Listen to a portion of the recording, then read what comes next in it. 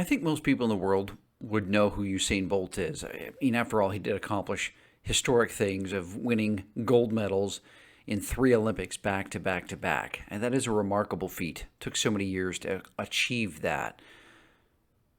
But I asked myself when I started writing this book and discovered the true definition, or I think the best definition for winning at life, I asked myself, even though he's got the gold medal around his neck at the top of the podium every time, was he the only winner in that race?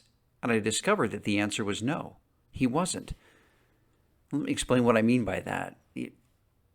Every final race that he was in, he was running against 7 other runners. And those sprinters, world-class athletes, had not only beaten so many other runners in previous heats in every Olympics to get to the finals, but what they had to achieve to get to the Olympics. Now, usually there are 2 spots available for every country. They had to compete against so many runners in their own country in order to secure one of the 2 spots. Then they had to run against Olympic-class athletes at the Olympics, one heat after another, to get to the finals. And there's one person in particular that caught my interest in one of the events in Rio when Usain Bolt won the gold. I asked myself, who was the person who was dead last in that race? And it turns out it was a sprinter named Trayvon Brommel from the U.S. Now, you might be familiar with him because in the 2020 Olympics that were done in 2021, I believe, he ran and did quite well and became more known at that point. But his accomplishments, I studied them out. Set records in high school, set records in college.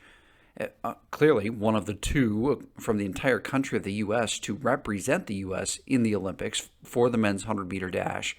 Remarkable accomplishments. Remarkable. Clearly a winner in his arena. Clearly. By far. But compared to the gold medal winner 3 Olympics in a row, people might say, well, not much of a winner. That's what I'm recommending that you do. Take a look at your life and see, where are you winning?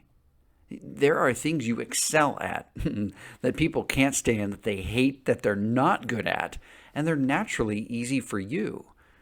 I know there are.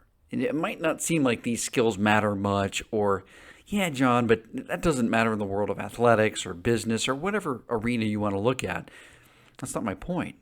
There are things that you do very well that come easily for you. You've had a tremendous amount of success with them.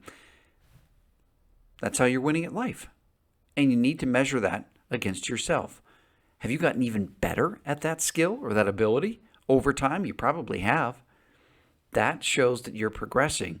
Just like Trayvon Brommel, he got better and better and better and better over time. You are as well. That's what I'd point to. Yeah, there's always going to be somebody better, faster, stronger than you. But there is never going to be you versus you going backwards if you're always looking to improve, if you're always looking to do better. Do that for yourself. Look at where you started and look at where you are now. Look what you've achieved. Look at the things that you can do in life that others just can't stand to do.